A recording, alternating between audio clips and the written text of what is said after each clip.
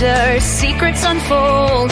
True crime stories, let the intrigue be told. Grab a seat, get cozy, let's dive into the plot. With Macjay by my side, there's so much to be sought.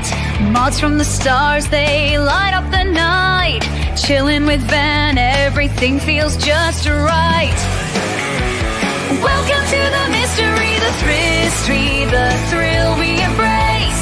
Solving cases together we'll trace. With Tabby and Maggie, the journey's begun. With laughter and stories, we'll shine like the sun.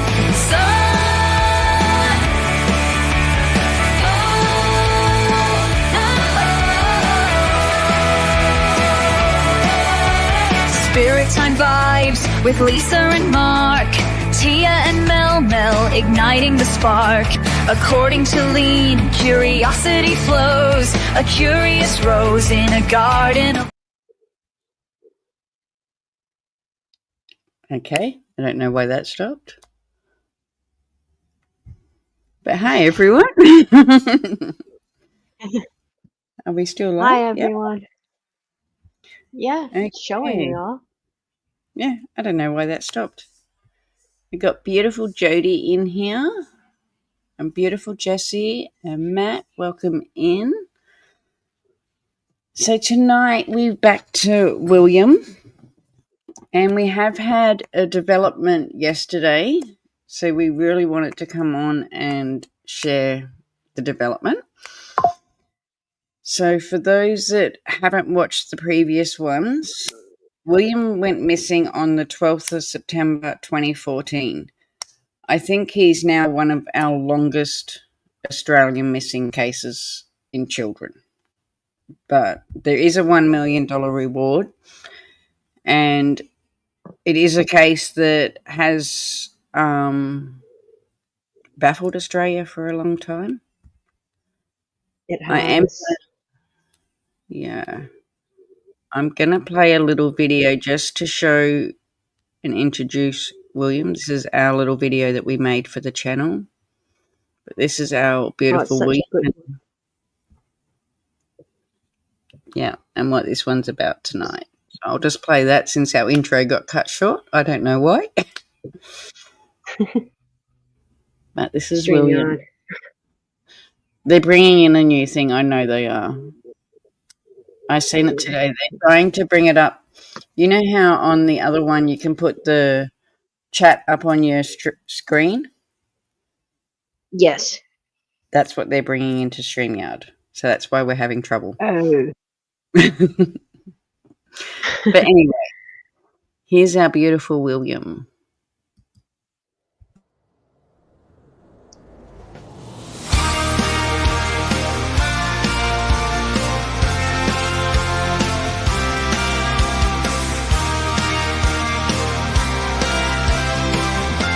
Born into this world, a star shining bright, with dreams in your heart, ready to take flight. But shadows crept in like a thief in the night. A game once played, turned into a fight. Oh, William, we'll stand by you. You're never alone. We will break through. We are looking for you, wherever you are. With love in our hearts, you're our shining star. Australia is crying, but we're holding tight. Together we'll win this unyielding fight.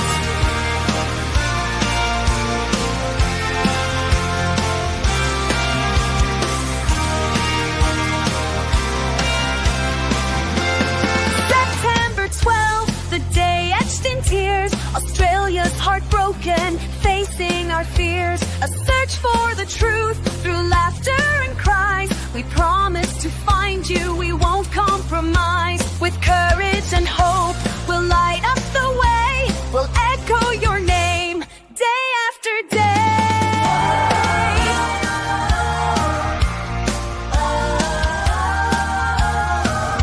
We are looking for you, wherever you are.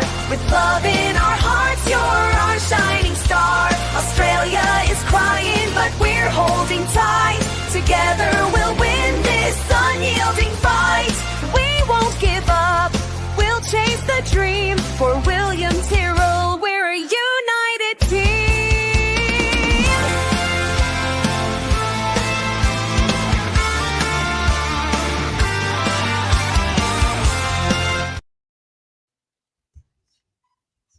Okay.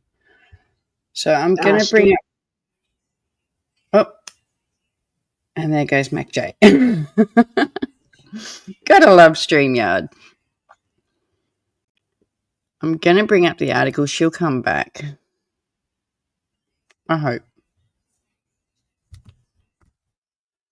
Hang on.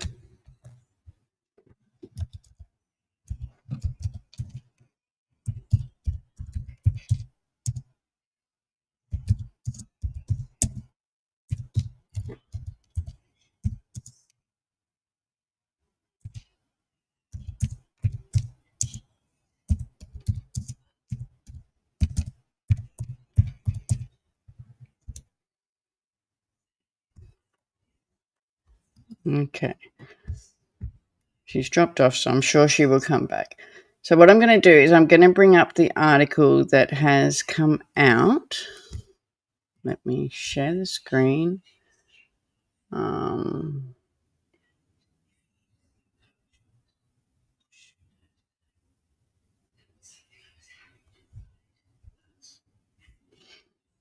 That's this one first. So this came out on yesterday at lunchtime. You back? Yes, it just froze up. So I'm then reset.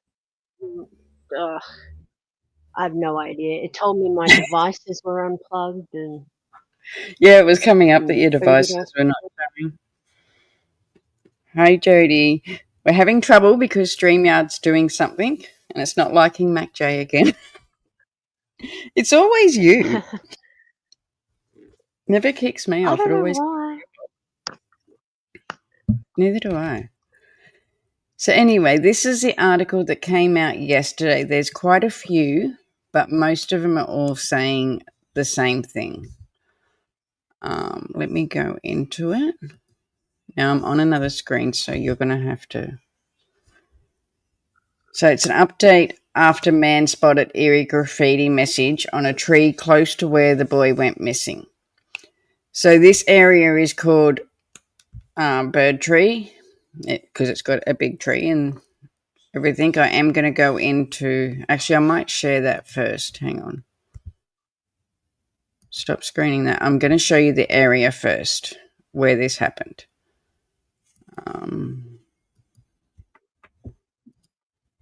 I've got so many tabs open. Oh, it's easy to do. So this is Bird Tree Park, and it's a big national park that's probably about 20 minutes from where William went missing. And this is where everyone's talking about. So when I actually read the article, I'd rather show the area first, and then we can go to the article that came out. Okay. Do you know what I mean? It's just, I don't know, they've got... You can see it's just a big rainforest. My uncle, because we used to live close to there, used to go through here and get all of his staghorns because that was where it was good. But this is what I liked. So here's a map and it shows you where the national park is. So this green part, I don't know if you can see it. Yep. So this part here is the national park that they're talking about. Let me see if I can go in.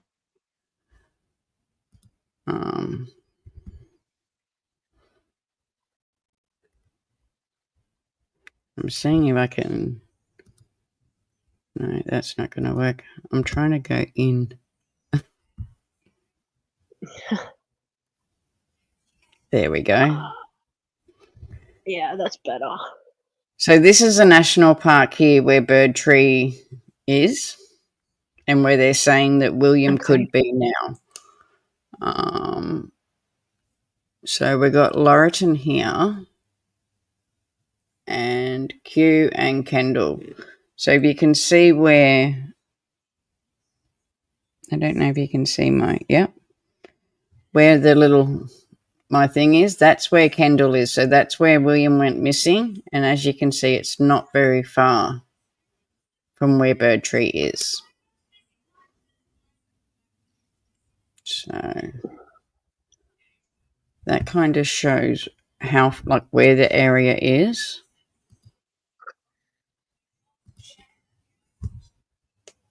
Okay.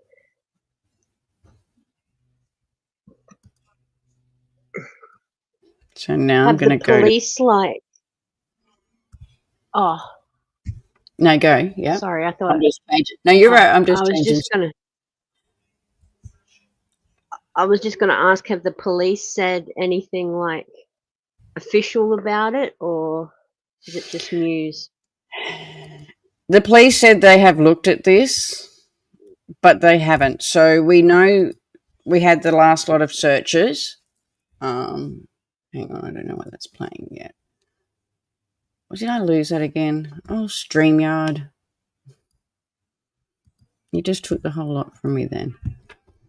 So the police said they have searched this area, but it hasn't been searched.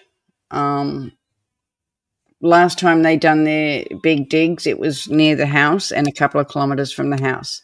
Where this is about 20 kilometres, like about a 20-minute drive from where it went missing. So they haven't actually searched this area yet.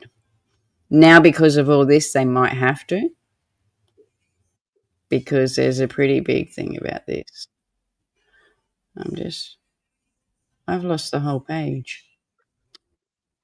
Are you kidding me? StreamYard. Yeah. I know, it's taken the whole thing. Well, this is Birdtree, as you can see. This tree has been there for like 300 years. Huge. Wow. And it's a gorgeous spot. As I said, my uncle used to go there and collect his staghorns off all the trees. So all these articles came out yesterday. So they're saying that Williamtyrrell is buried near, and this is not a fact. Do you know what I mean? This is just what they're reporting. So I don't want people to say this is what it is, but this is just what they think. Is that he's buried near Birdtree on the New South Wales mid-north coast. According to the distribute claims that were never heard during the inquest into the 3-year-old's disappearance. The claims were allegedly made by the brother of a convicted pedophile who was named as a person of interest to the investigation. They are revealed today so this was revealed in the podcast that we've been watching, the Witness one, in the latest episode. So we do got to catch up. But it comes after the recent inquest revealed no evidence against the woman identified by police as their main suspect, who was the child's foster mother. The Birdtree is a well-known landmark around Kendall, where William was reported missing in September 2014, sparking one of the biggest police investigations in Australian history. Standing in the deep forest around Middle Brother Mountain is one of a pair of giant eucalyptus trees, with the other known as Benaroo. Now, as we know, Benaroo Drive is where he went missing, so it's funny that there's a tree up there with the same name.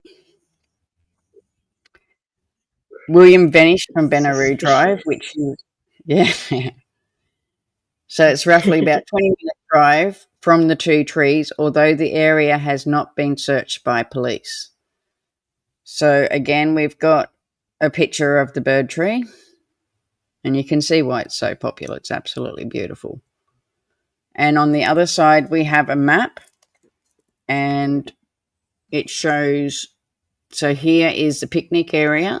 That's where I was just showing.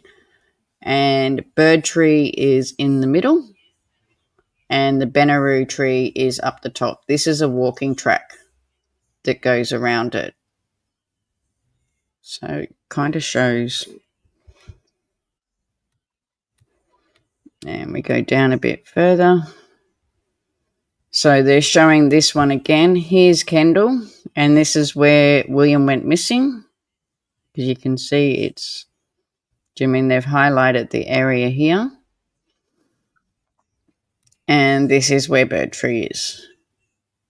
So it's about a 20-minute drive because of the hills and stuff, but as you can see, it is still very close. And if someone had taken him, it wouldn't take them long to get up there. So the allegation is one of the series shocking claims uncovered by months-long investigation into the former person, Frank Albert. And we have spoke about him before. Hang on, let me get back to StreamYard. Hi, beautiful Miss Sharon. How are you, my darling? Let me go down. I do have a picture of Frank Albert. This is him. Ugh, yuck. Yeah.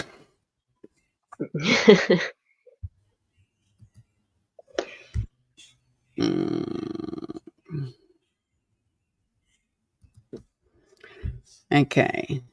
So where was I up to? So these include allegations that Albert, who is currently in prison for child sex offenders, also sexually assaulted other young children and teenage victims. These were made separately by 3 people, 1 alleged victim, 1 alleged witness, and a 3rd man who claimed he knew the victim personally. Knowledge of Albert's child abuse convictions was also widespread among his former neighbours in the Johns River, what's a tiny town, and it's a short drive from Kendall. We actually lived near Johns River. It's only about 5 minutes drive from Kendall. It's very, very close. And that's where William was reported missing, obviously. The town's former shopkeeper, Patrick Teeling, said that he was told to warn your kids and don't let your kids go near him. Albert didn't have any scupulars. Mr. Teething said you wouldn't feed him. Jail's too good for him.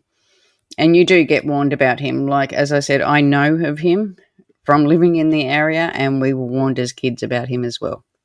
So he has been in the area for a very long time.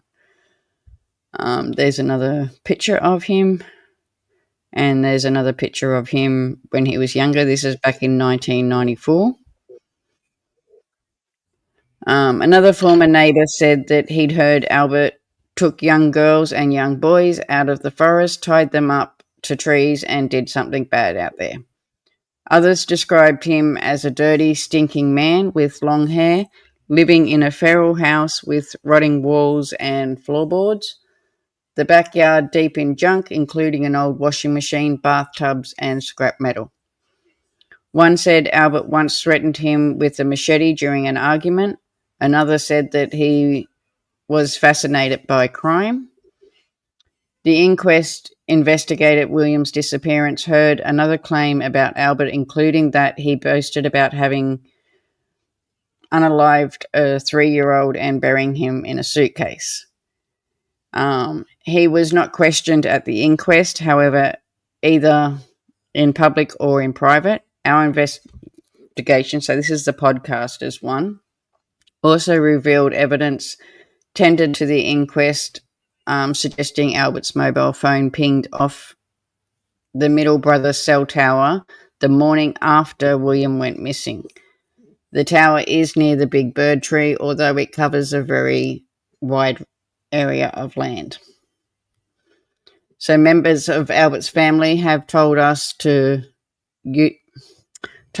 used to visit the bird tree as children.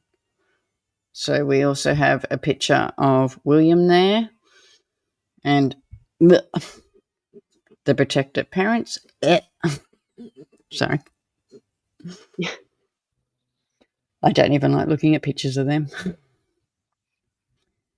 So Albert, who is in prison, at the moment for assaulting girls and a boy, has also responded to written questions from us and has privately denied any role in William's disappearance. The series has recorded prison phone calls suggesting police did consider his potential involvement, however. In these recordings, which is tendered to the inquest, Albert can be heard saying the police think he might have done this one. In another recorded call, he says detectives suggested that Albert borrowed somebody's car and went down, enticed William out with lollies and ice cream out of the yard. Among the dozen of people we spoke to during the investigation were two men who now live in Albert's old house in the town of Johns River, a short drive from Kendall. The older of these men said Albert's later brother Jeffrey, also known as Bluey, initially denied his brother was involved in William's disappearance. He always said when the stories were going around with Tyrrell that he didn't do it, the man said. But pretty close to when he died, Bluey said to my son, he did do it. And he's buried on Big Blue Mountain.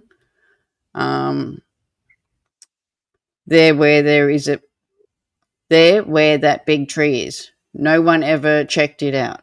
The man's son said he did not remember the conversation, saying instead Jeffrey Albert didn't believe that Frank had anything to do with it. But I think he was under the belief that Frank needed the jail time, he continued. He deserved to be in jail because of the things he's done in his past. When he returned to the same house weeks later, the older man repeated his claim that this conversation happened and that it referred to the bird tree. When told his son did not remember Jeffrey saying this, the older man said he would have said it. I remember tight-lipped or shut your mouth, suggesting this is what somebody had said to him. The older man did not have time to fully explain this to his son, arrived and told us to get off the property, saying he did not want to talk about Frank Abbott again. Neither man wanted to be named, and we are now suggesting these allegations are correct, only that they have been made.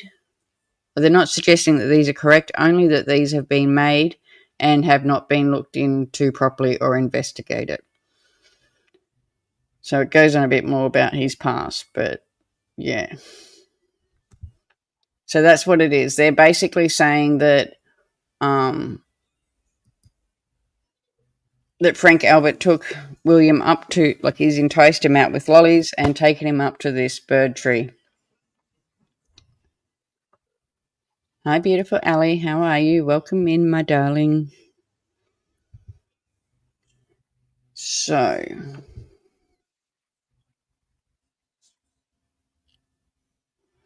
yes, Miss Sharon, it's the same podcast we have been going through. We just haven't got to the latest episode yet. We are going to start back. We've had a couple of weeks off, but we are going to start back. I have got some more I want to show you. I have found a little YouTube channel that has the area. It's called Coast Country Adventures. And I want to play it. Let me...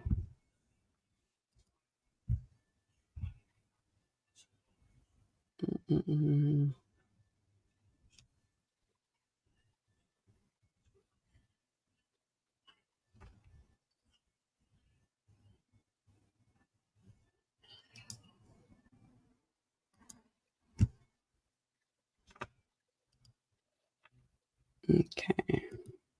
Is that on there?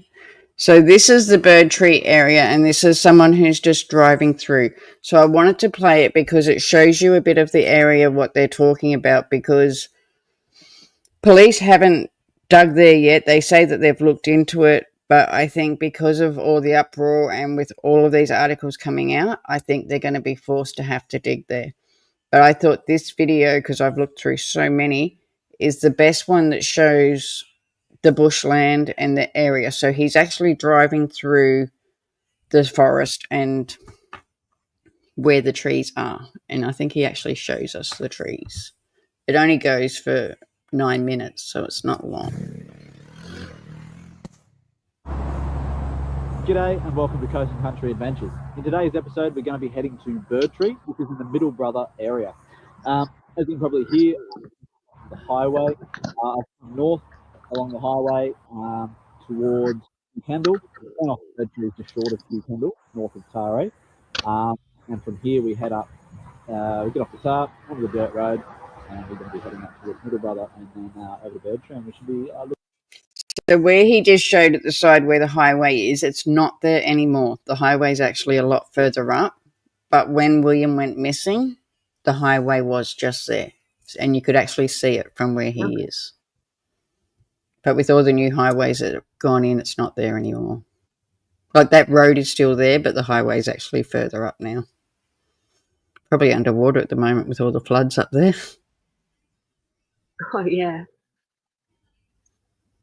Looking at some pretty sizable trees by the end of this journey, hopefully.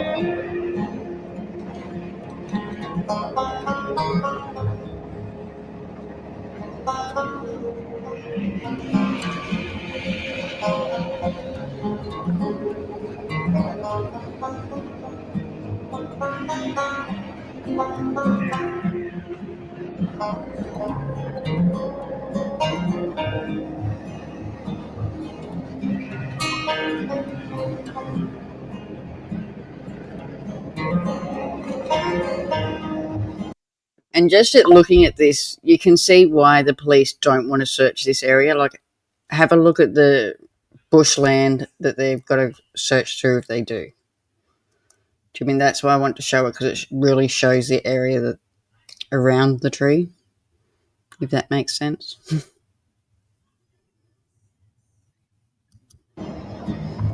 Yeah, it does make sense to me. Sorry, I cut you off there. Were you saying something? Oh, no, I was just highlighting the comments. Oh.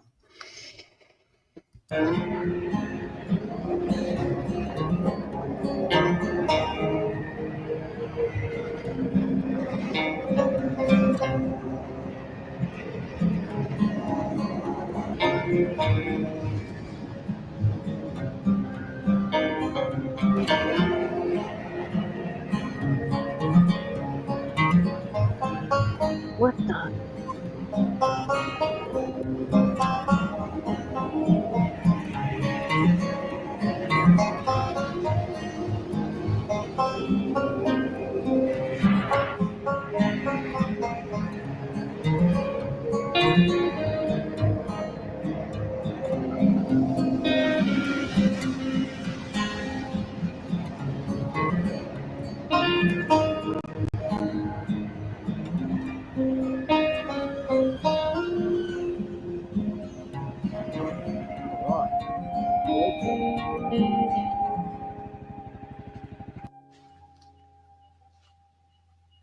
This is the entrance to Birdtree.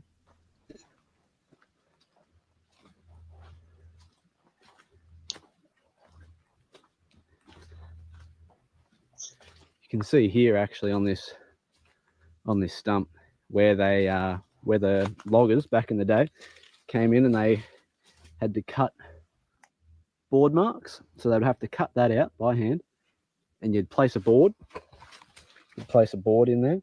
That way you could stand on that, and you'd cut the next one. You'd cut the next one out, and you'd put a board in there, and you'd have to climb up on that before you cut it down up there. And the reason they cut it down so high up is at the bottom of these quite large trees used to get a lot of rot in the base, so it really wasn't worth, you know, trying to drag out of here. So that's why they cut them up so high. And you can see there's the board marks on that side. 1, 2, and then around the other side, because it was a 2-person job to cut down these trees by hand with hand saws. 1, 2 board marks there as well. Now, that tree that they just showed, I was watching one earlier. It took 5 people. It doesn't look that big on the video, but it took 5 people with their hands around it, going around the tree to actually get around the whole tree. So it gives you some kind of like how big the trees are.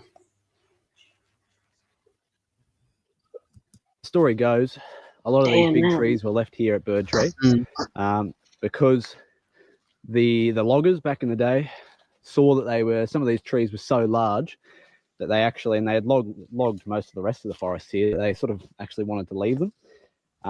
Also, probably because they're so large that they actually couldn't get them out of here, especially once we get down to the Bird Tree. You'll see why.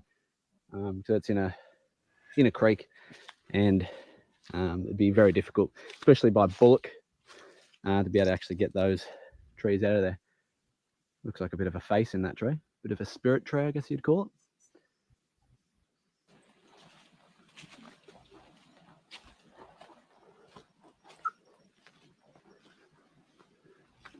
Now this is a massive tree. This is the one I like to call the tree cave. Massive tree.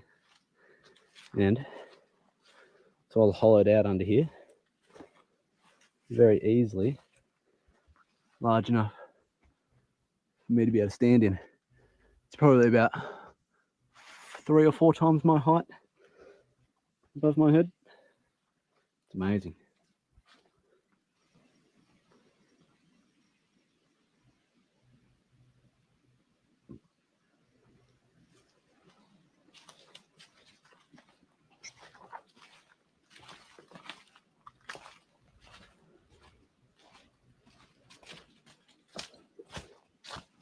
So this country here is starting to go down into a creek, and it would have been very, very difficult for them to haul a tree.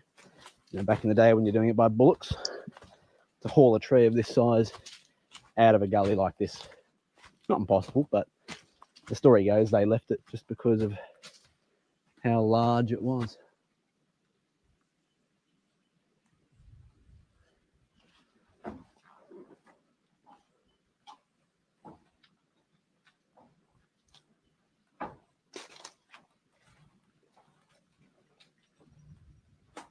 You can see a bit of a creek down there.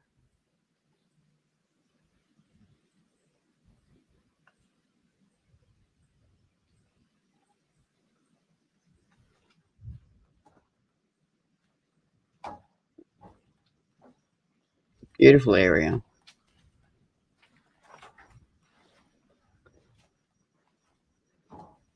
Seems to have some white ants in it, or at least have had some white ants in it.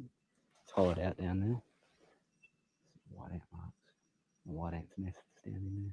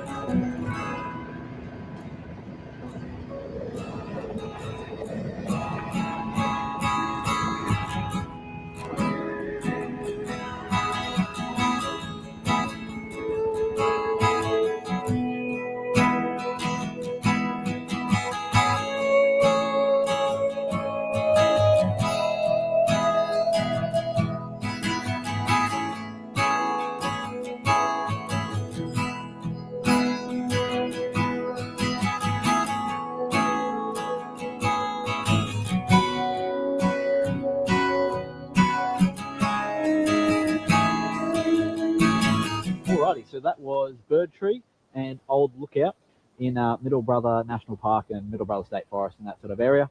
Hope you enjoyed the episode. I'm not going to play that. So that's the area. Oh, Macjay's gone again. Here she comes. I don't know what happened. Okay, so that's the area. Now I've got the first article that I had back up.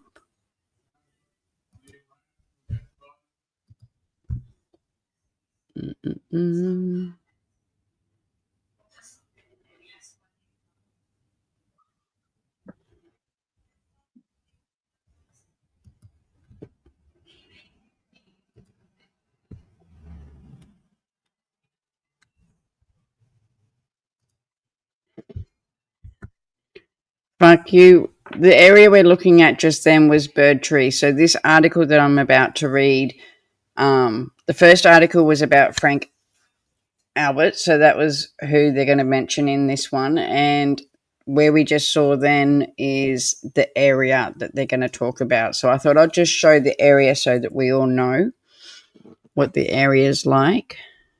I have 4 milligram water rights. I know. There's huge floods at the moment around Taree, what's all around this area. I know because my husband does the trucks and that, and we had a lot of trouble getting all of the trucks through the floods at the moment because they're not getting them through. So I expect our food prices to go up again. The trucks are having trouble. So this article also came out yesterday. As I said, there's quite a few. But this is an update after a man spotted an eerie graffiti message on a tree close to where the boy went missing. So this is 20 minutes from where William went missing. The man said he came across the message close to where the toddler was reported missing. So this is the guy that does the podcast that we have been listening to, and he'll explain he'll explain it as well. Oh. On the 16th of March 1968 and started cycling home. She never made it. Helen's body was found a week later, half naked and buried in a shallow grave. Her watch and underwear were missing. Decades later, a man called Frank Abbott was charged with Helen's murder and found not guilty. Frank Abbott is now a convicted child abuser. He was also identified as a person of interest by police investigating the disappearance of Williamtyrrell. Helen's murder remains unsolved. Today, new witnesses have come forward telling news.com.au's investigative podcast, Witness Williamtyrrell, about alleged links between Frank Abbott and Helen. He did have sex with her, and then she was going to tell on him. I can just see where I am right now in the shed with him there telling me this story of this young girl that they picked up who was on a push bike. And while none of this suggests Frank Abbott was involved in Helen's death, to date, those claims have not been investigated by police. For more shocking details from our months-long investigation into Frank Abbott, head to news.com.au or search for Witness Williamtyrrell wherever you get your podcasts.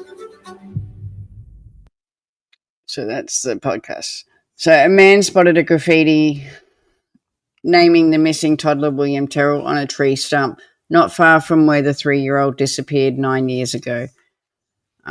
Said he alerted police and gave them directions but never heard any more about it. Bob Cairns told the news.com.au that he came across the stump only a kilometre from the bird tree, a well-known landmark in the area around Kendal in New South Wales from where William was reported missing. And this message was found 2 years after William went missing. So Mr. Cairns said that his stomach churned when the area this week became the subject of calls for a new search. So this is the stump that they're talking about, and it says, Jesus saved William Tyrrell. You can't see the Tyrrell part, but that's... So this was found 2 Wow. years after William went missing. And it's still there today. A container found beneath the tree stump that had been graffitied. It contained a torch, a magnifying glass, and some other little items. So that's the container that was found. Interesting. And as you can see, he's right near the stump because you can see the red writing there. So news.com investigation podcast Witness, what's the one we've been listening to, has aired contested claims that the late Jeffrey Albert apparently told another man about his brother Frank had told him that William was buried up at Big Bird Mountain. So that's where we just went through. That was that video. And that is where the big tree is. The man promptly relayed his conversations to his father, though now says Frank's brother said no such thing. After hearing the fresh allegations, Mr. Cairns told News.com that he had come across the stump with the words, Jesus saved William Tyrrell, only a kilometre from the bird tree in 2016, 2 years after William's disappearance. So there's our beautiful William and the big bird tree.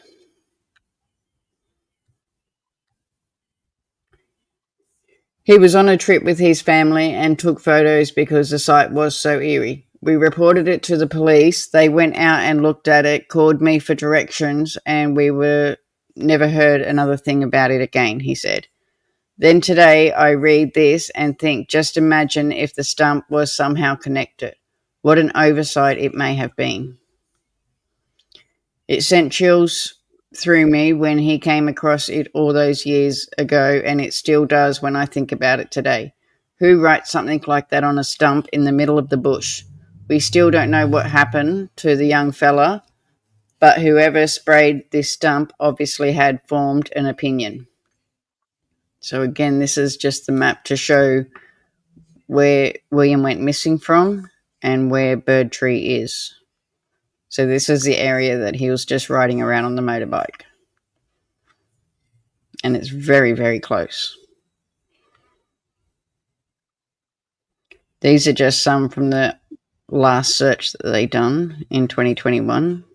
But the search that the photos are of was only about 2 kilometres from the house. So it wasn't out at Bird Tree. Mr. Cairns said there was a container at the base of the stump under 2 rocks with a torch, a magnifying glass, a coin, and a few other things. We notified police about that as well. I've never forgotten about the stump. I believe the police should do a search in the area from the stump to Bird Tree, he said. Mr. Cairns said he guessed authorities had looked into his report at the end of the day. It's just an eerie, uncomfortable feeling in my gut. It was just a strange thing to come across in the middle of the bush. We all agreed it was creepy, he said. Mr. Cairns said the police conducted a fresh search of land in and around Kendall, but didn't go as far as Bird Tree, and he wished they had. I was saying at the time I reckon they need to keep going further out to near that stump, he said. Former New South Wales Detective Peter Hogan has called for authorities to thoroughly investigate Albert and said he must be subpoenaed to give evidence at the coroner inquest. What, as we know, has now stopped.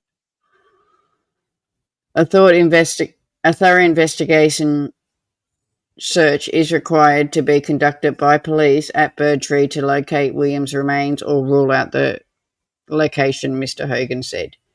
You cannot simply ignore the possibility that he may or may not have been buried out there. It's the end of that one.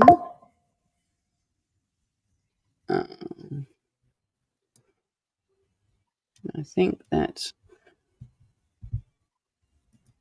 So So it is interesting. Do you know what I mean? I do wonder whether they're going to start a new search, but because this has all hit the papers yesterday, do you know what I mean? It's going to be a wait and see what police do now. Yeah, well, it'll be interesting to see if the police do anything. You know, they've all got focused on the would you not stepmother? What would you say? Foster mother. The foster parents, yeah. Did he hand the torch or whatever to the cops? Yeah, foster parents, yeah. I'm not sure if he gave that to the police or if it was just photos, but he said he did report it. He reported it 2 years after William went missing. But they went out and looked, but they didn't actually search the area properly. That's the thing. Will they do anything? I don't know. Do you mean all of this has come out again yesterday? So fingers crossed, because we really need some answers. Now, I was sent something from Tracy. So I know we've done a lot of lives on the podcast, and we are going to finish it and continue it. But I have another one that's the two that are doing the podcast, and they're talking about, do you know what I mean, the podcast and what's going on. So I thought I'd play that because you actually get to see them. We hear them all the time in the podcast, but you don't get to see them. So let me pull this one up. And it's called Are We About to Find Out What Happened? And this came out 3 days ago.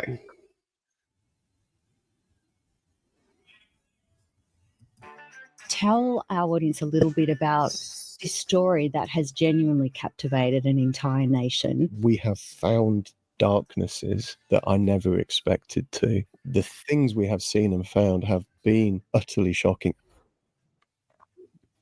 We found new witnesses. We found some potential connections between this person of interest and some other unsolved cases. We found new allegations about an area the police haven't searched, but that maybe we certainly would like to see the police search. I had more questions than ever. The evidence we've uncovered, a lot of it was known to the police. What happened? Could have been known to the police if they went asking questions. And time and again, it seems that they haven't. At one stage, somebody rang the company here and said that I'd tried to call them and they had forgotten my phone number and asked the reception to give them my phone number. Most of my work seems to be murder at the moment. To flip from that into dinner time, I've got 3 kids, one of them's 3. It's rolling chaos. And to flip from basically intense murder to, it's dinner time with a 3-year-old, I cannot do it. I've covered a lot of murders, but this case, this investigation, this has taken more out of me. I actually don't know if I want to do this anymore. Do you think we will ever find out what happened to Williamtyrrell? I think we might.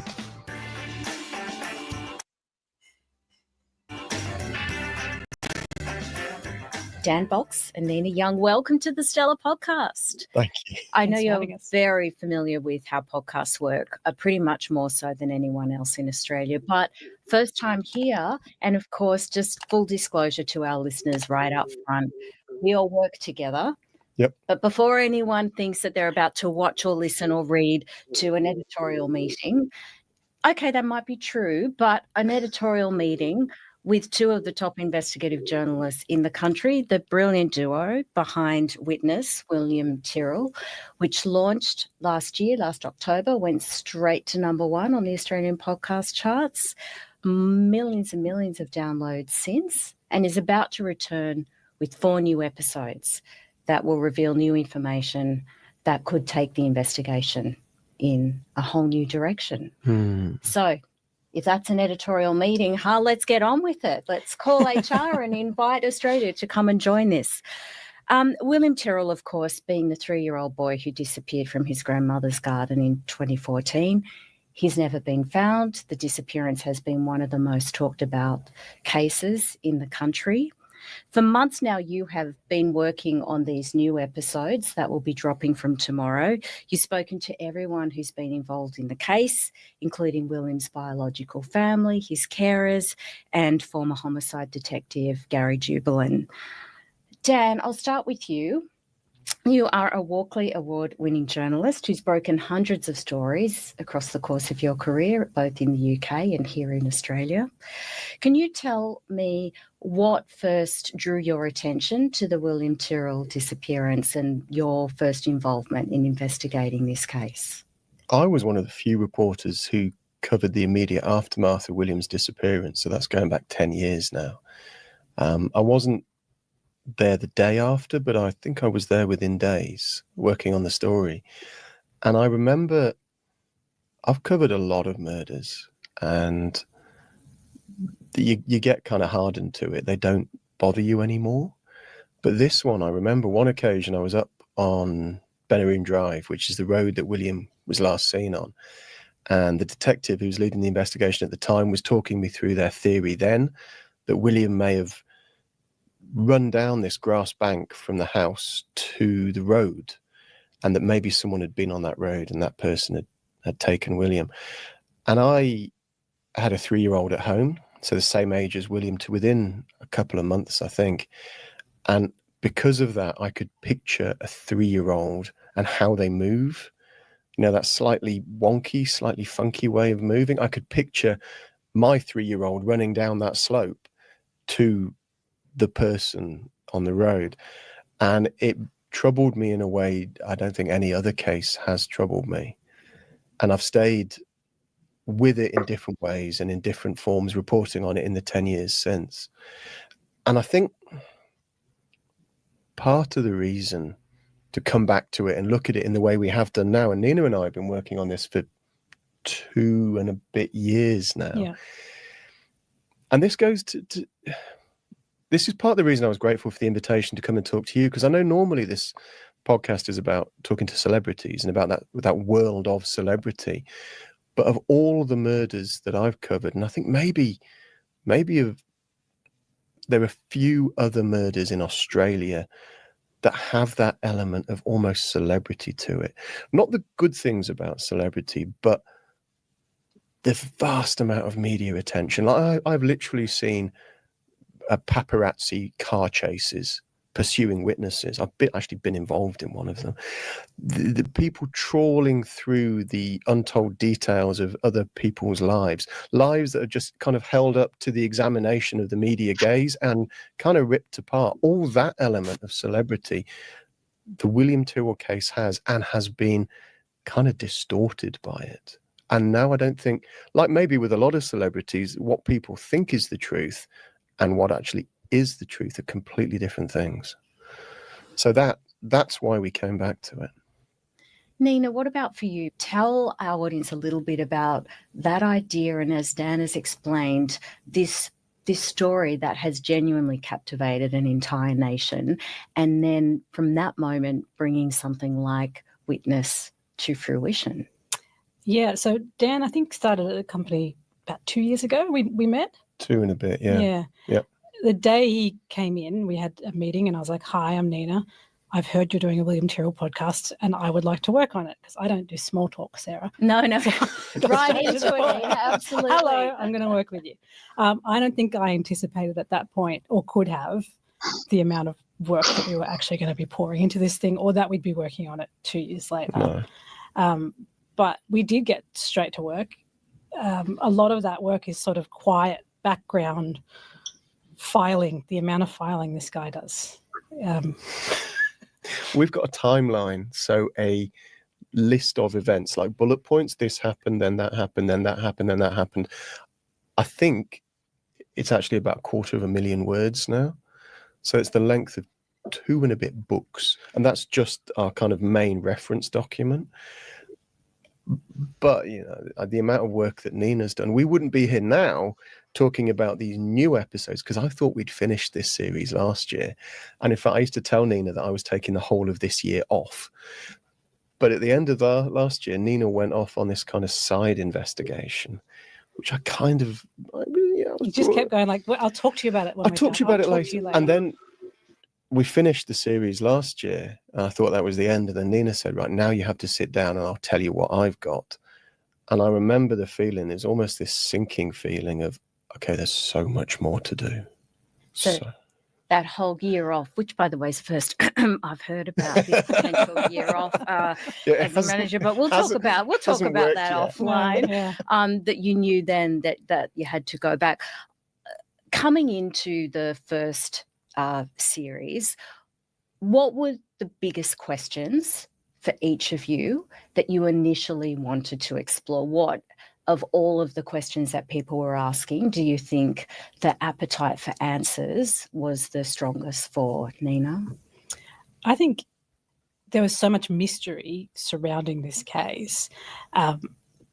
And despite what had been fed to the media, there weren't really any details to it. So we knew that the police were looking at William's foster mother as a potential person of interest or a suspect.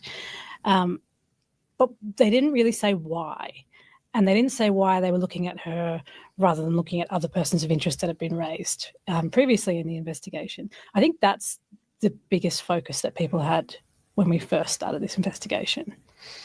Yeah, for me, it was that kind of gulf between what people thought they knew because of what had been in the media and what actually the truth was. But there was another element to it for me, which was because I'd been reporting on this in different ways for newspapers. I did a couple of books that touched on this. I knew a lot of the people involved in the case and the investigation, and I had a sense of how many lives had been caught up and damaged, not just by William going missing, but by the police investigation that followed. So, obviously you had the families, the biological and the foster family, but you had different witnesses who'd been held up by the police to media and court scrutiny, and their lives had just crumbled. And then the police and the media had moved on to the next person, and then to the next, and each time there was this kind of human wreckage left behind. And I wanted to put the focus back a little bit on those lives as well, the lives that have been damaged because of this attempt to find this child, which still hasn't been successful. Let me ask you both a little bit about that, the motivation for doing the work that you do, because it's obviously this particular case and then, of course, the other stories that you've investigated over the course of your respective careers. The material it's extremely dark. It's confronting. You are working through details that obviously there are other people in other professions that we as a society think, I don't know how I could be exposed to all of that and then go home and live a quote unquote normal life. Is that what has motivated each of you? Nina, is, as Dan spoke, he had that human connection as a parent, which I think resonated with a lot of people. I know for me, my son was the same age as William, and I remember one day there was a copy of the Daily Telegraph on the living room table, and Logan was in his Spider-Man suit, and he said to me, "Mummy, is that me?" Oh, man. And I just wanted to share that moment, Dan, when you spoke about it. Yeah. Obviously, we know as journalists we don't need those personal connections to stories, but when they do happen, that's also tapping into something that other people are feeling. Nina, sorry, I've asked and answered that question. How obnoxious of me. I really want to hear your answer. Yeah. Obviously, any parent in Australia can look at William's face and see that connection and sort of know instinctively how horrible that feeling would be to lose your child. But I also kind of connected with the idea of there's all these potentially innocent people that have been held up as suspects who have had their lives ruined. I mean, that could happen to literally anyone. You could just be going about your day. You could be in the wrong place at the wrong time. And I kind of went really naively into this investigation going, if the police are pursuing this woman so strongly, This is William's foster mum. yeah, Yeah. of course they have something. I thought that too Yeah, when it was on the front page. yeah. And the fact that we've come through the inquest with no eyewitness evidence, no forensic evidence, no evidence that has really been presented, that I'm not happy with that. And so I do feel like I'm driven by wanting to hold people accountable For the damage done to those lives by the police decision to focus on those people. Yeah. And it's not just the people, it goes back to children again. And so it's not just the people you see on the front pages or the TVs, it's their families, and those ripples just spread out.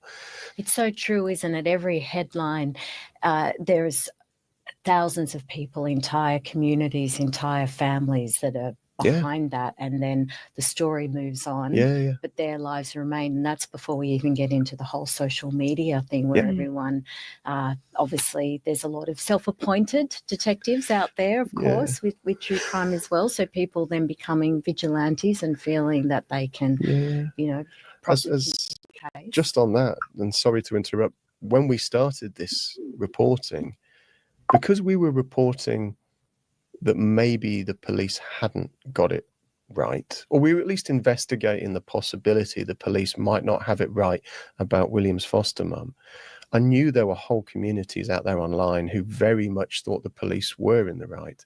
And I knew they weren't going to like this. And so talked to Nina about it, about the possibility for online abuse, social media abuse. And it came in much quicker than I expected. Yeah, he had the chat with me one day and just said, look, I'm only going to bring it. Don't look at this stuff. And I'm not going to look at this stuff, but I've told someone to flag if your name comes into it, and also if there are credible threats that come up. It was the next day. I called in to say that's already happened. It's happened. We had to talk to the company about it just to let them know it's not just me, it's everyone who's worked on this project, their name's on it. So there's a potential for all of those people to be chased down. And I didn't mind if they were just having a pop at me. I kind of expected it. But it wasn't okay for them to go after other people. And I have seen some of the stuff that's been said since. And that element to it, that kind of modern element of media celebrity, that's really ugly. Yeah, people have tried to message me on Instagram. There was at one stage somebody rang the company here and said that I'd tried to call them and they had forgotten my phone number and asked the reception to give them my phone number. And I know it was the same person because they'd come through on email and Instagram as well. So yeah, it's a whole new world now that we have social media involved as well. And what people seem to be happy to do on social media is be worse towards women. I think the kind of things people have said about me, some of which is laughably, it's actually quite funny, some of which is really nasty. There definitely is a toxicity, I think, that is reserved particularly for women. Yeah, I was not surprised by this. Definitely not surprising, but even when you are prepared and even when you have, as you say, somebody like Dan warning you and then the next day it's happening, you can be prepared. And then, of course, there's the reality, and you're talking, Nina, about people trying to get hold of your phone number. Anyone that's been in that situation would understand that feeling that, well, what else are they trying to find? Are they trying to get my address? Are they going to be waiting for me in the office, in the car park when I leave? In those moments, Nina, for you, how do you balance that up? Yeah, I mean, I think for a story like this, when you know what you're doing is important, that it has, you know, it's worth telling, then yeah, it's worth it. Let me qualify that. I think it is worth it, and I think on this one it has been worth it. That said, it does take a toll. I don't know if I'll do crime reporting again after this, and I've done in almost 20 years on and off of doing it, but this case, this investigation, this has taken more out of me, and we have found things and darknesses that I never expected to, and a lot of that is in the episodes that are coming out from Monday. The things we have seen and found have been utterly shocking. And I actually don't know if I want to do this anymore. So I think it's worth doing, but I don't know if I can, if that makes sense. It does make sense. And you just said, I think it's worth doing. Yeah. And when I heard you say that you don't think you will do, I don't know. more I've never got crime this far before. that would beg the question. Obviously, we'll want to talk to you both about what you can tell us about what's coming up and some of what you have uncovered. But without getting into that right now, is it worth it? Has it been worth it? Oh yeah, it's definitely worth it. Well, I don't think either of us are sleeping well at the moment. We're not sleeping. Dan's had to deal with wild mood swings from me. That's not true. I don't think we could have anticipated where I have seen Nina in tears. Yeah. I haven't seen Dan in tears though. I don't think we could have anticipated where this was going to take us. And I think we both thought it was going to be a lot more simple than it was. I think the day I was calling up bowlers from a bowling alley 30 years ago, and maybe the day I was running around trying to find a microcassette tape, and there's just been so many weird wrong turns and right turns throughout this. I just don't think we could have anticipated how long, in-depth, unusual and dark it was all going to be. But I think it's worth it.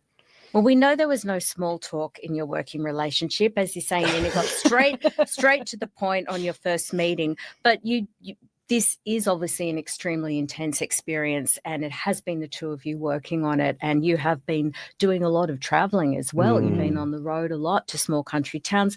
You're in the car together for hours every day. I mean, everyone who's ever done a road trip knows that's not all it's cracked up to be with the little Hollywood movies with their music montage. In fact, talking about montage, I've got a little bit of audio because I was going to ask if you argue, but don't answer that because just a little bit of audio has made its way into my hands, courtesy of our producer, Emily. All right. Okay. So we've just pulled up. No, we haven't. Okay. Well, I was going to say what's on the sign. Certainly helps you. No? Yeah, I know where we are. That's all right. Okay. For the recording audience. No, I know that. Okay. I'm not just telling you what's on the sign. I'm waiting for you to say, so Dan, where are we? Well, I was going to, you know what? For once, I was going to say where we were. Yeah, but we hadn't pulled up. Should we not bicker anymore? Fuck it. All right. So, Dan, we're in a forest. See, this is the danger when you work in audio, that there's always audio to play back. That's actually pretty mild. Yeah. I won't editorialise. I think we also had a fight where, because I was saying that Dan doesn't say yes and enough as a scene partner. Yes and enough. Yeah. Which he didn't know what I was talking about. I still don't He's not really a know what theatre she's kid. talking about. No. Yeah. Look, the role of the reporter is really to do what your producer tells you. And it's possible that maybe got blurred after one point we were doing 6 hours in the car, next day 6 hours in the car, next day. And then when you stop, it's to do these emotionally charged interviews. And then you're back in the car driving on, you're staying in these motel rooms. And at one point, Nina was up in the middle of the night, and the next morning, she's kind of feverishly looking at this thing that seemed really important. And then I get a text the next morning saying, I need to talk to you. And the first thing we say is she's back in the car, the microphone's back on. But I wouldn't have wanted to do it with anyone else. And that's the thing that is true. Everything in these next 4 episodes is from Nina. She drove this. The stuff we found, I would never have expected. She found it. I'm very much just walking around asking the questions on tape. This is where Nina took charge of the investigation without being asked, because it was mine. Without asking permission. She took charge of the investigation and just dragged it into being something it was never going to be that good. But Nina made it. Dan is exaggerating there. These two people are the ones, so the podcast that we've been listening to, this is Dan and Nina. So they're the ones that have been behind the podcast and made it. And because Nina, what they're talking about is Nina going off and doing this investigation is what we're talking about Bird Tree and the stump that was found, and yeah, that's where they're going. The next 4 episodes. So we're currently on 7. We finished 7, so we're up to number 8. It goes to 14, and now they've just released another 4. What's the investigation that she went on? What's out at Birdtree, and yeah, that's what they're talking about. And hopefully, it's going to be a new search. Fingers crossed. And just excuse my son; he's making noodles in the kitchen. If you can hear it. Dan has worked a huge amount on this as well. Coming from that sort of confronting, emotionally draining, physically taxing, arduous investigative work, to move in between those different things. We do have a playlist, Kez, of Williamtyrrell, and it's all of the ones that, like the podcasts and that we have already gone through. What's the first 7? No, I believe we've gone through 7. Yeah, we're up to number 8. But the first season finished at 14, so we've got 6 to go, and then now they've just released a new 4. What's these ones they're talking about? Oh, wow. So 10. Just to give us a bit more work. Yeah. Presumably is going back to that skill that you my wife will saw. talk about this, though. I really struggle with the transition from work, out of work into family, and I'm not very good at it, partly because our work is intense in terms of the subject, because most of my work seems to be murder at the moment, but also the intensity which we bring to it, because we're writing scripts, we're writing articles, it's and then particularly if you're working from home, to flip from that into dinner time. I've got 3 kids, one of them's 3.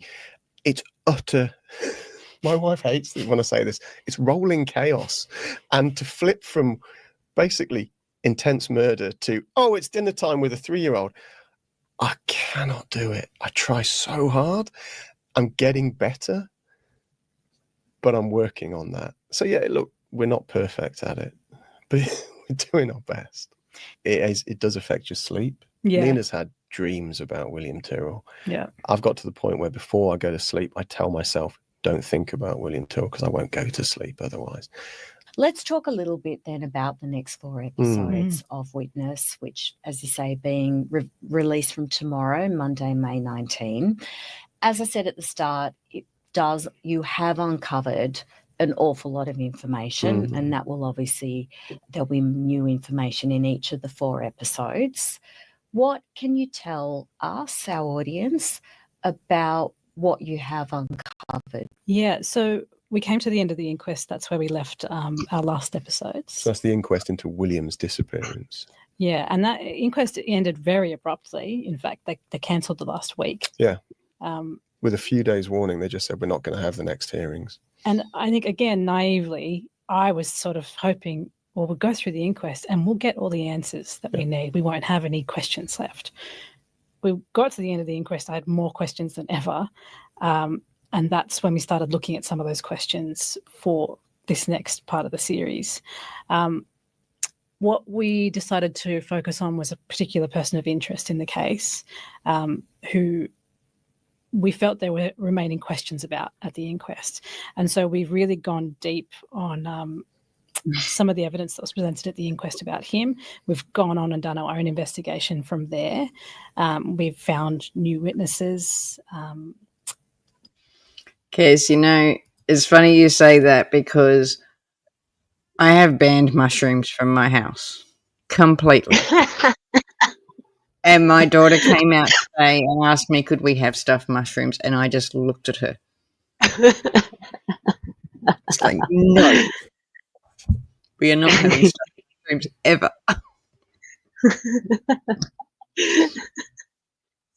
I don't think they understand just how much I like, no.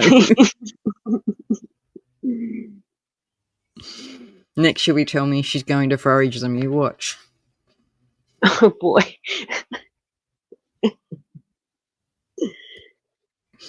Just thought I'd add that in. We found some potential connections between this person of interest and some other unsolved cases on the mid-north coast that are not Williamtyrrell. We found new allegations about an area the police haven't searched, but that maybe we certainly would like to see the police search. Mm. And what has struck me throughout is that the evidence we've uncovered, a lot of it was known to the police, or could have been known to the police if they went asking questions. And time and again, it seems that they haven't. Again, that's the other thing. I feel like I've been naive the whole time. Every time I go into the next chapter, I'm like, I was really thinking we're not going to get too far with what we're looking at here, because we're going to realize that the police are in the middle of an active investigation here, and they're going to pop up and they're going to tell us to stop.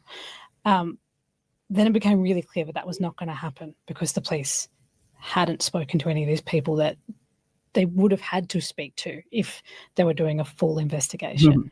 And people who've told us that they gave this evidence and asked that it be passed on to particular detectives, and they've never had a call back.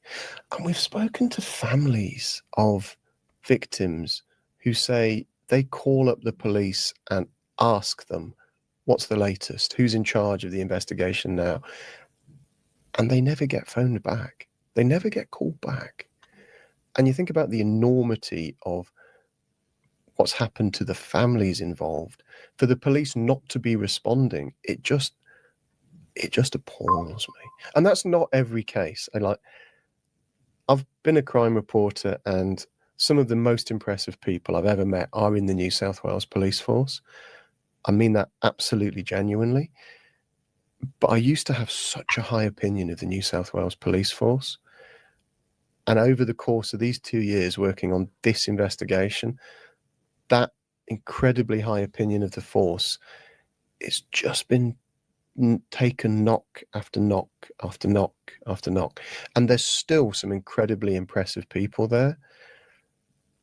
But I can't say, like I used to say, that I just think that force is just a force for good.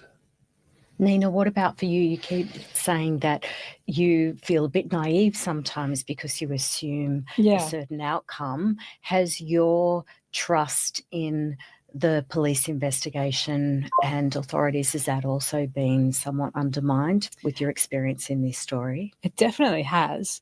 But I think it's really important to say that, these police aren't operating in a vacuum. When they're doing these investigations, everything's being okayed from the top. So they're aware of how these things are operating. So I think that some of that accountability has to go to the top as well. We can't just be saying the police on the ground have done these investigations wrong.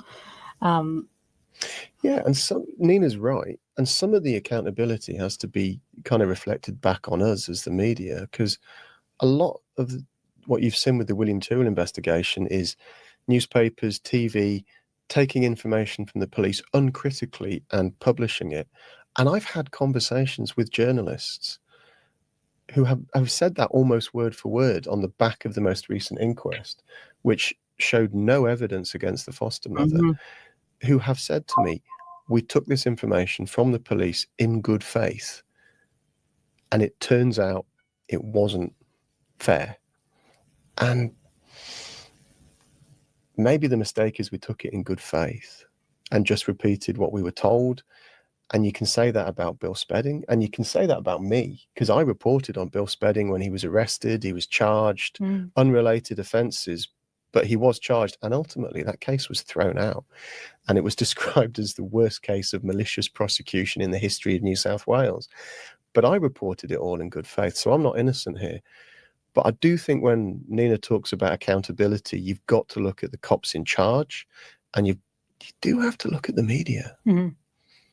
once all the information that's going to be revealed in these new 4 episodes is out there in the public domain later in the week, what would you be anticipating or hoping, maybe both of those you can answer, in terms of the police investigation? I would like to see the police investigate some of this new information that we've found. And if they don't, I would like to know why. Nina's more hopeful than I am. Again, maybe I'm going in a bit naively. I'll come back to you. I would like to see a lot, if I'm honest. At this point, we know, because the lead lawyer at the inquest just before Christmas of last year said that there is no evidence, no forensic evidence, no eyewitness evidence about what happened to William in terms of how William was taken from that house where he was last known to be to wherever he is now. So we know there is no evidence. I would like to see the police and the coroner stop and say, well, that's not good enough. We're not just going to wrap up the investigation, which they're due to do later this year when the coroner will hand down a report. I would like them to say, we're not accepting that. We are going to throw everything at it again until we find William. I would also, and this is where it gets impossible, I would like to see them do that for, do you know how many unsolved homicides there are in New South Wales? There are hundreds and hundreds of families whose loved ones were murdered or went missing and have no answers. I would love to see them do that for all of those. And I would love for there to be a proper investigation. And I mean, it's going to have to be special commission or royal commission powers into, firstly, what went wrong with the Williamtyrrell investigation, because 10 years later, we haven't found him. But also, I'd love to see that investigation into what went wrong with all these other unsolved homicides, because the closer you look at them, you realize that things were done wrong in a lot of them. I would love to see all of that. I don't expect to see any of it. And that really bothers me. Do you think we will ever find out what happened to Williamtyrrell? I hope that we get answers. Am I hopeful that we will? It's looking less and less likely. 10 years on, witnesses are getting older, dying, losing their memories. And, you know, there are witnesses that we've spoken to in these new episodes that are coming out this week that the police haven't spoken to yet. But by this point, their memories are already going. So we know that it's too late for the police really to speak to these people. It may be too late, but I really, really hope we get answers. I think we might. And it might well be something that comes up seemingly out of the blue. A new witness comes forward, a new piece of evidence. Do you mean that's really sad to think that 10 years the police have had this and been investigating it, yet still there's witnesses out there that a little podcast could find that the police didn't even question, and they are losing their memories or passing away.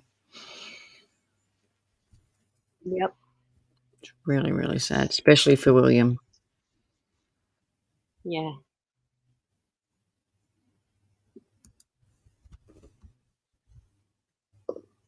Evidence. A detective picks up the file and goes, well, what about that? That happens in other cases. But I'm pretty sure that if it does happen, and we know this from talking to other detectives, that if that does happen, if we do get an answer, that answer will already be there in the files somewhere. The police have got so many tens of thousands of different documents and exhibits and reports and statements. The little detail that is the key to this will be in that file somewhere. They just haven't found it yet or realized what it is. And if we do answer this case, I bet you are able to go back and say, that's the point it went wrong. What role also does public scrutiny play in this, in terms of going back to accountability when it comes to police?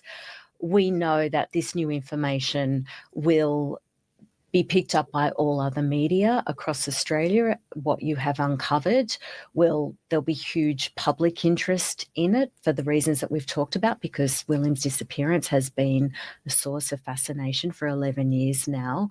We know that sort of public appetite, scrutiny, renewed interest and demand for answers. Is this new information being investigated? Dan, you talked about, investigators not returning phone calls from witnesses, not having their opportunity to speak being taken up. Are you optimistic, either of you, that sort of interest, that these new 4 episodes is going to put it back on the front burner in a way that the inquest we thought would and didn't? Well, we know, I mean, we've spoken to homicide detectives about this, about the role that the media plays in the kind of resourcing that they get and the pressure that they get politically. Yeah, it can definitely push resources onto a case and give them more of a focus. I don't know whether we will see that in this case. It can happen, though. Yeah. It does happen. And that's when the job's really good. Yeah. When you do see a case that has been forgotten or put to one side or left unopened, and you do see it picked up, or you pick it up. Yeah. And then you see, because what happens is it's on the front pages or on the websites or on the TV, the politicians pick up the phone and they ask the police commissioner what's going on. The police commissioner picks up the phone and asks the head of homicide what's going on, and that filters down, and suddenly you've got people looking for answers. So it can happen. It can happen. And when it does happen, it will have been because of the two of you. If it happens. Yeah. I wouldn't say it's because of the two of us. That a lot of really brave people have come forward and spoken, and they're the ones who are really putting themselves on the line to do that. We're just standing there with a microphone. So it definitely won't come down to us. But it is that pressure, though, isn't it? And it is giving a platform for those people to be heard, and then for some pressure to be brought to bear on authorities to act. My final question for you both then is about the people that are at the heart of this case, William's loved ones, his families. Do you believe that what might transpire this week in the public domain, do you think that will bring them some sort of sense of relief? Obviously, you've spoken to them, you know them. Are you able to talk a little bit about what you think this new information might mean for them, how they're feeling, and again with the case back in the headlines this week, what it might mean for them in terms of that elusive goal of closure? We've spoken to some of them. Some of them have chosen not to speak to us, and we have to respect that, because what they're going through, we can't imagine. To lose a child in those circumstances and never have an answer. So we have spoken to some of them, both biological family and foster family. I met with some of them just a few days ago. I'll be honest, I think the effect will be turbulence for them, emotional turbulence. But the sense that I get at the moment from talking to them is of anger.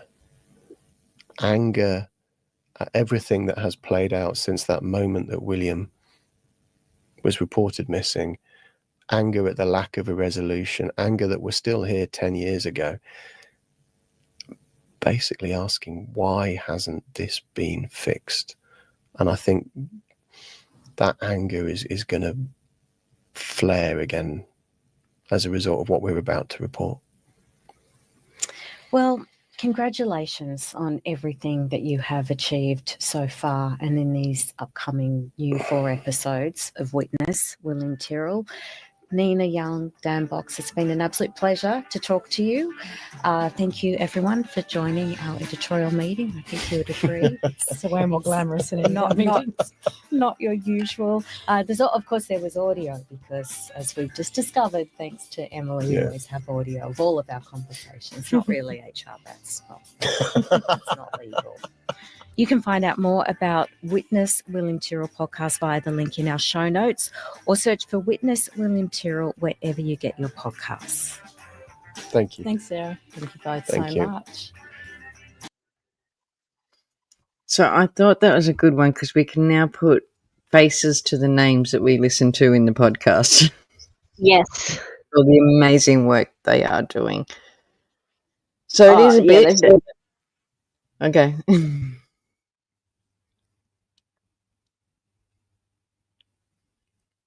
No? done a very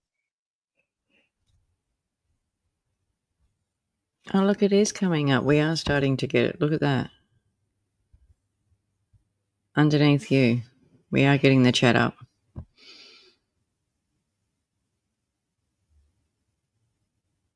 I don't know if she can hear me. So yeah. So that's the thing. So now we're just going to keep out and see if any more happens. I will put some of these articles in our Facebook page as well. And anything that I hear over the next week until we can get back and do the podcast again. If anyone has missed it, there is a William Tyrrell playlist on our channel. You can go and watch it on mine or Macjay's. They should be both. I think they're both on both our channels. But yeah, definitely go and watch them.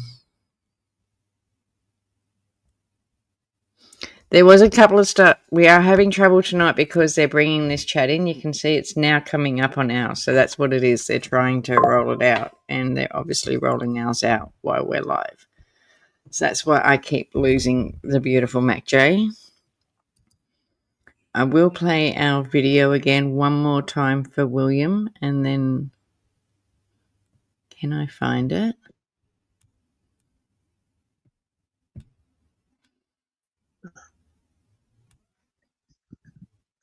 Macjay, they're rolling it out while we're actually live because have a look underneath you. You can see the chat. Oh wow. You can. Wow. So that's why it's been booting me off. Yep. They're rolling it out on us while we're actually live. So I'm going to play William's video just one more time before we go. Because I love this video. I love seeing him.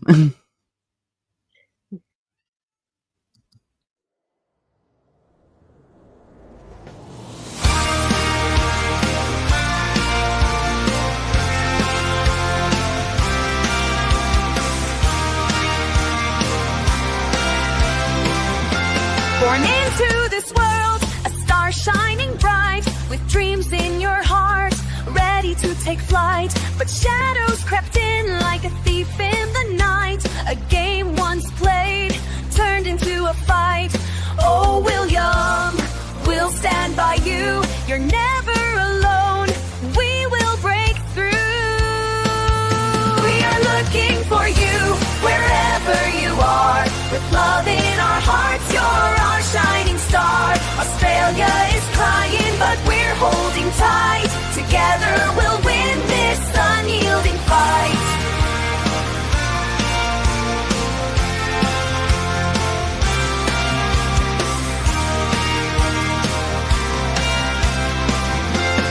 September 12th, the day etched in tears. Australia's heartbroken, facing our fears. A search for the truth through laughter and cries. We promise to find you, we won't compromise. With courage and hope, we'll light up the way. We'll echo your name day after day.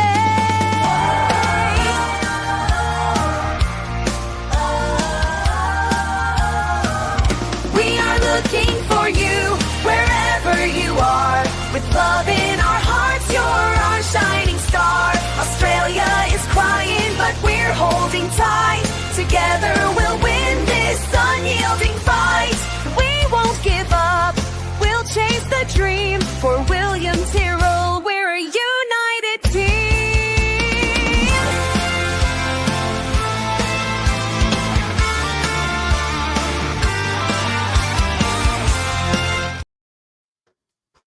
So that's our beautiful William. Macjay's gone again.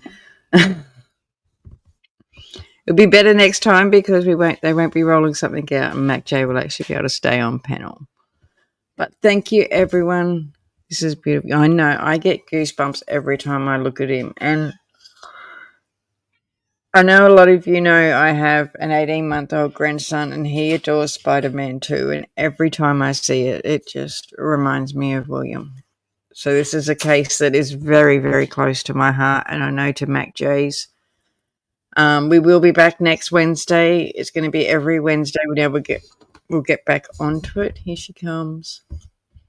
And we'll get back onto our podcast. But the first 7 episodes are in our playlist.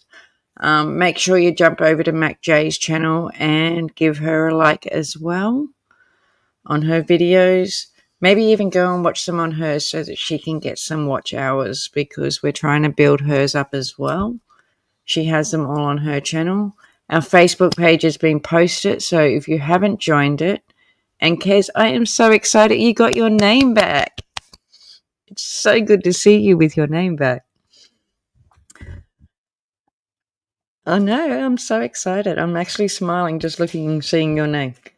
So other than that, I will see you all next time. I'm still working on, oh my God, the cat's just jumped up on me.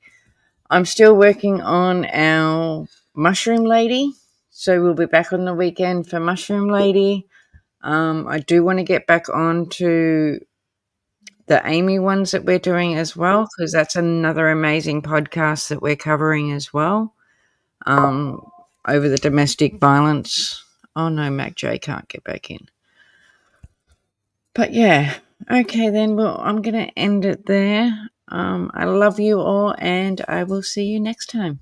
Thanks, everyone. Aussie true crime on the rise. Investigate the scene, uncover the lies. From Melbourne to Sydney, all the way to Perth. No case too tough, we'll dig into the dirt. We'll crack the code, find the truth, bring justice to the table. No excuse, Australian legends in the game, bringing light to darkness, no shame. Just got a super chat, let's celebrate. Raise a glass for all the cases we've solved in the past. With eyes wide open, we'll never rest. Aussie true crime, we're the best.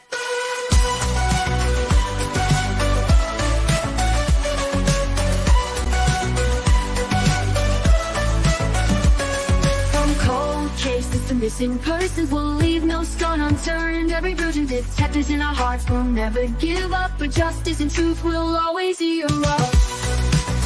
Ooh, thank you so much. Let's celebrate, raise a glass for all the cases we solved in the past. With eyes wide open, we'll never rest. Aussie true crime, we're the best.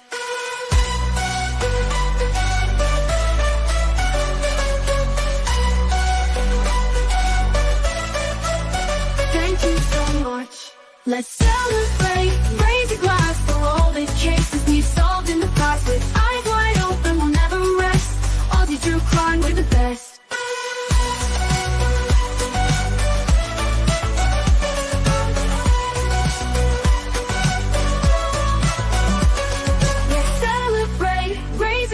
For all the cases we've solved in the past. With eyes wide open, we'll never rest.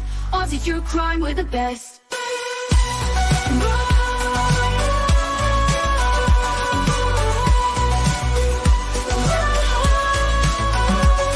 Let's celebrate, raise a glass for all the cases we've solved in the past. With eyes wide open, we'll never rest. Aussie true crime, we're the best. Thank you so much.